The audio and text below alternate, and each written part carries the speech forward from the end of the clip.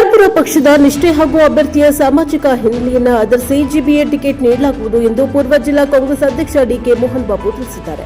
ಕ್ಷೇತ್ರದ ದೈವಸಂದ್ರದಲ್ಲಿ ಸಮಾಜ ಸೇವಕ ಹಾಗೂ ರಾಜರಾಜೇಶ್ವರಿ ದೇವಸ್ಥಾನ ಬೋರ್ಡ್ನ ಕಾಂಗ್ರೆಸ್ ಟಿಕೆಟ್ ಆಕಾಂಕ್ಷಿ ಡಾಕ್ಟರ್ ವಸೀಂ ಪಾಷಾ ನೇತೃತ್ವದಲ್ಲಿ 10,000 ಜನಕ್ಕೆ ಆಯೋಜಿಸಲಾಗಿದ್ದ ರಂಜಾನ್ ಹಾಗೂ ಯುಗಾದಿ ರೇಷನ್ ಕಿಟ್ ವಿತರಣಾ ಸಮಾರಂಭದಲ್ಲಿ ಭಾಗವಹಿಸಿ ಮಾತನಾಡಿದ ಅವರು, ಶೇಖ್ ಬಾಬುರವರು ಕುಟುಂಬ ಹಲವಾರು ವರ್ಷಗಳಿಂದ ದೇವಸಂದ್ರ ಭಾಗದಲ್ಲಿ ಸಮಾಜ ಸೇವೆ ಮಾಡಿಕೊಂಡು ಬರ್ತಾ ಇದ್ದು, ಕಾಂಗ್ರೆಸ್ ಪಕ್ಷ ನಿಷ್ಠೆಯಿಂದ ಪಕ್ಷದ ಕೆಲಸ ಮಾಡುವವರಿಗೆ ಹಾಗೂ ಅಭ್ಯರ್ಥಿಯ ಹಿನ್ನೆಲೆಯನ್ನು ಆಧರಿಸಿ ಈ ಬಾರಿ ಜಿಬಿಎ ಟಿಕೆಟ್ ನೀಡುತ್ತದೆ ಎಂದು ತಿಳಿಸಿದ್ದಾರೆ. ಕೆಆರ್ಪುರ ಕ್ಷೇತ್ರದಲ್ಲಿ ಹೆಚ್ಚಿನ ಕಾಂಗ್ರೆಸ್ ಅಭ್ಯರ್ಥಿಗಳು ಆಯ್ಕೆಯಾಗುವ ಭರವಸೆ ವ್ಯಕ್ತಪಡಿಸಿದ್ದಾರೆ.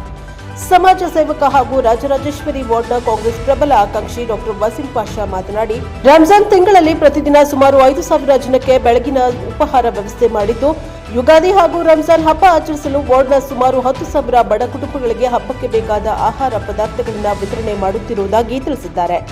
ಮುಂದಿನ ಜಿಬಿಎ ಚುನಾವಣೆಯಲ್ಲಿ ರಾಜರಾಜೇಶ್ವರಿ ವಾರ್ಡ್ನಲ್ಲಿ ಹೆಚ್ಚಿನ ಅಲ್ಪಸಂಖ್ಯಾತರಿದ್ದು ಸ್ಪರ್ಧಿಸಲು ಕಾಂಗ್ರೆಸ್ ಪಕ್ಷ ಅವಕಾಶ ಮಾಡಿಕೊಡಬೇಕು ಎಂದು ಮನವಿ ಮಾಡಿದರು. ಈ ಸಂದರ್ಭದಲ್ಲಿ ಉದಯನಗರ ಬ್ಲಾಕ್ ಕಾಂಗ್ರೆಸ್ ಅಧ್ಯಕ್ಷ ಅರುಳಪ್ಪ, ಮುಖಂಡರಾದ ಶೇಖ್ ಬಾಬು, ಡಿಕೆ ರಮೇಶ್, ಪವನ್ ಗೌಡ, ಭರತ್ ಯಾದವ್, ನದೀಮ್ ಅಕ್ರಮ್, ಚಾಂದ್ ಪಾಷಾ, ಎಸ್ಎ ಮೆಹಬೂಬ್ ಪಾಷಾ, ರಾಘವೇಂದ್ರ ಸುನ್ನಾ ಸೇರಿದಂತೆ ಮತ್ತಿತರರು ಉಪಸ್ಥಿತರಿದ್ದರು. Bureau report Mubarak, Prajapower TV, Mahadevapura. ಇವತ್ತೇನೋ ಜಿಬಿಎ ಎಲೆಕ್ಷನ್ ಬರ್ತಾ ಇದೆ ಅಂತ ಮಾಡ್ತಾ ಇರತಕ್ಕಂಥದ್ದಲ್ಲ. ನಾನೇ ಸುಮಾರು ಸತಿ ಈ ಪ್ರೋಗ್ರಾಮ್ಸ್ಗೆ ಬಂದಿದ್ದೇನೆ ಹಾಗೂ ಅವರು ಅನೇಕ ಸತಿ ಈ ಥರ ಸಹಾಯ ಮಾಡ್ತಕ್ಕಂಥದ್ದು, ಬಡವ್ರಿಗೆ ಊಟ ಆಗ್ತಕ್ಕಂಥ ಕೆಲಸ ಮಾಡ್ತಾಯಿದ್ದಾರೆ. ಆ ಭಗವಂತ ಅವರಿಗೆ ಇನ್ನೂ ಒಳ್ಳೆಯ ಶಕ್ತಿಯನ್ನು ಕೊಡಲಿ, ಅಂಥವ್ರ ಜನಸೇವೆಗೆ ಅವಕಾಶ ಸಿಕ್ಕಲಿ ಅಂಥೇಳಿ ನಾನು ಆಶಿಸ್ತೇನೆ. ಈಗ ಅಲ್ಪಸಂಖ್ಯಾತರು ಕೊಡಲೇಬೇಕು. ಅದೇನಾದರೂ ಕಾಂಗ್ರೆಸ್ ಪಕ್ಷದಲ್ಲಿ ಮಾತ್ರ ಅಲ್ಪಸಂಖ್ಯಾತರನ್ನ ಸಾಮಾಜಿಕ ನ್ಯಾಯ ಕೊಡ್ತಕ್ಕಂಥ ಕೆಲಸ ಕಾಂಗ್ರೆಸ್ ಪಕ್ಷ ಮಾತ್ರ ಮಾಡೋದು. ಖಂಡಿತವಾಗ್ಲೂ ಕೊಟ್ಟೇ ಕೊಡ್ತಾರೆ. ಬಟ್ ನಾನು ಅವ್ರಿಗೆ ಸಿಕ್ಬಿಡ್ತದೆ ಅಂಥೇಳಿ ನಾನು ಹೇಳೋಕ್ಕಾಗಲ್ಲ. ನೀವು ಮೊನ್ನೆ ಡಿ ಕೆ ಶಿವಕುಮಾರ್ ಸಾಹೇಬರು, ನಮ್ಮ ಅಧ್ಯಕ್ಷರು DCM ಅವರು ಹೇಳಿರೋದು ಕೇಳಿದ್ದೀರ. ಆ ವಾರ್ಡಲ್ಲಿ ಯಾರು ಸಮಾಜ ಸೇವೆ ಮಾಡಿಕೊಂಡು ನಿರಂತರವಾಗಿ ಬಂದಿದ್ದಾರೆ, ಪಕ್ಷದ ನಿಷ್ಠೆ ಯಾರು ಇಟ್ಕೊಂಡಿದ್ದಾರೆ, ಮತ್ತು ಯಾರು ಜನ ಬಯಸ್ತಾರೆ ಅಂಥವ್ರನ್ನ ಸರ್ವೆ ಮಾಡಿ ಟಿಕೆಟನ್ನು ಕೊಡ್ತಾರೆ. ಆ ನಿಟ್ಟಿನಲ್ಲಿ ಎಲ್ಲರೂ ಕೆಲಸ ಮಾಡಿಕೊಂಡು ಬರಬೇಕಾಗ್ತದೆ. ಸೊ ಹಾಗಾಗಿ ಬರೀ ಒಬ್ಬರೇ ಕಾಂಗ್ರೆಸ್ ಪಕ್ಷದಲ್ಲಿ ಟಿಕೆಟು ಕೊಡೋದಕ್ಕೆ ಸಾಧ್ಯ ಆಗೋದಿಲ್ಲ. ಬಟ್ ನಮ್ಮ ಆಸೆ ಏನು ಅಂತ ಹೇಳಿದ್ರೆ ಎಲ್ರಿಗೂ ಎಲ್ಲೋ ಒಂದು ಕಡೆ ಅವಕಾಶ ಸಿಗ್ತದೆ. ಈಗ ನಾನು ನಿರಂತರವಾಗಿ ನನಗೆ ಬುದ್ಧಿ ಬಂದಾಗಿಂದ ನಾವು ಕಾಂಗ್ರೆಸ್ ಪಕ್ಷದಲ್ಲಿದ್ದೀವಿ. ನಮ್ಮ ತಂದೆ ಕಾಲದಿಂದನೂ ಹಿಡಿದು ನಾವು ಕಾಂಗ್ರೆಸ್ ಪಕ್ಷ ಬಿಟ್ಟೋಗಿಲ್ಲ. ನನಗೇನು ಯಾವಾಗಲೂ ಟಿಕೆಟು ಸಿಕ್ಕಿಲ್ಲ. ಮೊನ್ನೇನು ಆಕಸ್ಮಿಕವಾಗಿ ಟಿಕೆಟ್ ಕೊಟ್ಟಿರ್ತಕ್ಕಂಥ, ಬಟ್ ನಾವು ನಿರಂತರವಾಗಿ ಕಾಂಗ್ರೆಸ್ ಪಕ್ಷ ಕೆಲಸ ಮಾಡಿಕೊಂಡೇ ಬಂದಿದ್ದೀವಿ. ಈಗ ಕೆಲವರು BJPಯಿಂದ ಭಾಳ ಬಂದು ಇವತ್ತು ಕಾಂಗ್ರೆಸ್ ಪಕ್ಷಕ್ಕೆ ನಮ್ಮ ಅಧಿಕಾರಕ್ಕೆ ಬಂದ ನಂತರ ಸಾಕಷ್ಟು ಜನ ಅವರೂ ಆಸೆಗಳನ್ನ ತೋರಿಸ್ತಾ ಇದ್ದಾರೆ. ಅವ್ರಿಗೂ ಆಸೆ ಬಂದುಬಿಟ್ಟಿದೆ. ಯಾಕೆಂದರೆ ಕಾಂಗ್ರೆಸ್ ಪಕ್ಷ ಅದಕ್ಕೆ ತಪ್ಪಲ್ಲ. ಆದರೆ ನಿಷ್ಠಾವಂತರಿಗೆ ಸಿಗ್ತದೆ. ಎಲ್ಲೋ ಒಂದು ಕಡೆ ಪಕ್ಷ ಯಾವತ್ತೂ ನಿಷ್ಠಾವಂತರನ್ನ ಕೈ ಬಿಡುವಂಥ ಕೆಲಸವನ್ನು ಮಾಡೋದು ಇಲ್ಲ. ಇದು ನೀವು ಹೇಳಿರೋದು ಕರೆಕ್ಟ್. ಇದು ಯಾಕೆ ಆಗ್ತಾಯಿದೆ ಅಂತ ಹೇಳಿದ್ರೆ, ಯಾವಾಗ ಪಕ್ಷ ಭಾಳ ಸ್ಟ್ರಾಂಗ್ ಆಗಿದೆ, ಯಾವಾಗ ಗೆಲ್ಲೋದಕ್ಕೆ ಕಾಂಗ್ರೆಸ್ ಪಕ್ಷ ಇವತ್ತು ಬಲಿಷ್ಠವಾಗಿ ಆಗಿದೆ ಈ ಕ್ಷೇತ್ರದಲ್ಲಿ, ಹಾಗಾಗಿ ಇವತ್ತೊಂದು ದಿವಸ ಆಸ್ಪಿರೆಂಟ್ಸು ಸ್ವಲ್ಪ ಜಾಸ್ತಿ ಆಗಿದ್ದಾರೆ.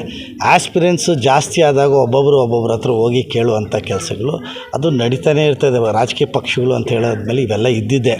ಬಟ್ ಇದೆಲ್ಲದಕ್ಕಿಂತ ಮಿಗಿಲಾಗಿ ಎಲ್ಲರ ಉದ್ದೇಶ ಒಂದೇ, ಕಾಂಗ್ರೆಸ್ ಪಕ್ಷ ಗೆಲ್ಲಿಸಬೇಕು ಅಂತೇಳಿ, BJPನ ಈ ಕ್ಷೇತ್ರದಲ್ಲಿ ಸೋಲಿಸ್ಬೇಕು ಅಂತೇಳಿ. ಆ ನಿಟ್ಟಿನಲ್ಲಿ ಎಲ್ಲರೂ ಒಟ್ಟಾಗಿ ನಾವು ಕೆಲಸವನ್ನು ಮಾಡ್ತೀವಿ. ಅದು ಇವಾಗ ಆಸ್ಪಿರೆನ್ಸ್ ಜಾಸ್ತಿ ಇರೋದ್ರಿಂದ ಸ್ವಲ್ಪ ಆ ಥರ ಕಾಣಿಸ್ತದೆ. ಬಟ್ ಒಂದು ಸತಿ ಎಲೆಕ್ಷನ್ ಚುನಾವಣೆ ಘೋಷಣೆ ಆಗಿ ಅಪ್ಲಿಕೇಶನ್ಗಳು ಹಾಕಿದ್ಮೇಲೆ ಎಲ್ಲರೂ ಒಂದೇ 100% ಹೇಳಿದ್ದು. ನಾನು ಅದರ ಪರವಾಗಿ ನಿಷ್ಠಾವಂತರಾಗಿ ಯಾರು ಕೆಲಸವನ್ನು ಮಾಡ್ಕೊಂಡು ಬಂದಿದ್ದಾರೆ, ಯಾರು ಸಮಾಜದಲ್ಲಿ ಅಲ್ಲಿ ಪಾಪ್ಯುಲರ್ ಇದ್ದಾರೆ, ಸಮಾಜ ಸೇವೆ ಮಾಡ್ಕೊಂಡು ಬಂದಿದ್ದಾರೆ, ಅಂಥವ್ರು ಕೊಡಬೇಕು ಅನ್ನೋದೇ ನನ್ನ ದೃಷ್ಟಿ. ನಾನು ಯಾಕೆ ಅಂತ ಹೇಳಿದ್ರೆ, ನಾನು ಪಕ್ಷ ಬಿಟ್ಟು ಪಕ್ಷ ಹೋಗಿ ವಾಪಸ್ಸು ಬಂದಿಲ್ಲ. ನಾನು ನಿರಂತರವಾಗಿ ಕಾಂಗ್ರೆಸ್ ಪಕ್ಷದಲ್ಲಿ ಇದ್ದೀನಲ್ವಾ. ಸೊ ನಾನೇ ನಿಷ್ಠಾವಂತನಾಗಿ ನಾನು ನಿಷ್ಠಾವಂತರ ಜೊತೆಯಲ್ಲೇ ತಾನೇ ನಿಲ್ಲಬೇಕು. ಸೊ ನಾನು ಖಂಡಿತವಾಗ್ಲೂ ನಿಷ್ಠಾವಂತರ ಜೊತೆಯಲ್ಲೇ ನಿಲ್ಲುವಂಥದ್ದು.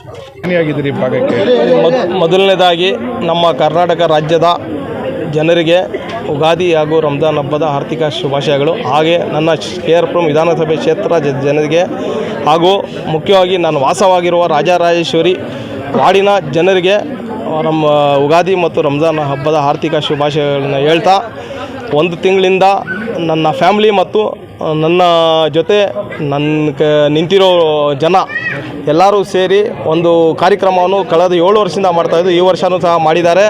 ಪ್ರತಿದಿನ ಅಡುಗೆ ಮಾಡಿ ಪ್ಯಾಕಿಂಗ್ ಮಾಡಿ ತೊಗೊಂಡೋಗಿ ಅವ್ರ ಮನೆ ಕೊಡಬೇಕಂದ್ರೆ ಭಾಳ ದೊಡ್ಡ ಕೆಲಸ.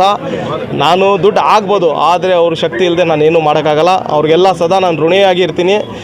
ಟೈಮ್ ಬಂದರೆ ಆ ಋಣಿಯನ್ನು ತೀರಿಸುವಂಥ ಕಾರ್ಯ ನಾನು ಮಾಡ್ತೀನಿ. ಮತ್ತು ಅದೇ ರೀತಿಯಾಗಿ ರಂಜಾನ್ ಹಬ್ಬಕ್ಕೆ, ಯುಗಾದಿ ಹಬ್ಬಕ್ಕೆ 10,000 ರೇಷನ್ ಕಿಟ್ಟನ್ನು ನಾವು ಡಿಸ್ಟ್ರಿಬ್ಯೂಟ್ ಮಾಡ್ತಾಯಿದ್ದೀರಿ. ಇವತ್ತು ಎಷ್ಟು ಜನ ಆಗ್ತಾರೆ ಅಷ್ಟು ಜನ ಏನಾದರೂ ಮಿಸ್ ಆದರೆ ನಾಳೆನೂ ಬಂದು ತೊಗೊಬೋದು, ನಾಳಿದ್ದು ತೊಗೊಬೋದು. ನನ್ನ 20ನೇ ತಾರೀಕು ನನ್ನ ಜನ್ಮದಿನ ಇದೆ. ನನ್ನ ಜನ್ಮದಿವಸನೂ ಕೂಡ ಇದೇ ಕಾರ್ಯಕ್ರಮವನ್ನು ಮಾಡಬೇಕು ಅಂದ್ಕೊಂಡು ಇದ್ದೀರಿ. ಒಂದು ಖವಾಲಿ ಕಾರ್ಯಕ್ರಮವನ್ನು ಇಕ್ಕಿದ್ದೀರಿ. ಪ್ರತಿ ವರ್ಷ ಮಾಡ್ದಂಗೆ ಈ ವರ್ಷ ಕೂಡ ಸಿಂಪಲ್ಲಾಗಿ ಸೆಲೆಬ್ರೇಷನ್ ಇರುತ್ತೆ. ಈ ವಾರ್ಡ್ ಜನತೆಗೆ ಏನು ಹೇಳಕ್ಕೆ ಬಯಸ್ತೀರಿ ಸರ್? ಈ ವಾರ್ಡ್ ಜನತೆಗೆ ಏನು ಹೇಳೋಕ್ಕೆ ಇಷ್ಟಪಡ್ತೀನಿ ಅಂದರೆ, ನಾನು ನಿಮ್ಮ ಪರ ಇದ್ದೀನಿ. ನಾನು ಯಾವತ್ತಿದ್ರೂ ಚುನಾವಣೆ ಬರುತ್ತೆ ಹೋಗುತ್ತೆ, ನಾನು ಬಡವ್ರ ಪರ ಇದ್ದೀನಿ. ನಿಮ್ಮ ಪರ ಯಾವತ್ತೂ ನಾನು ಉಸಿರಿರೋವರೆಗೂ ಇರ್ತೀನಿ.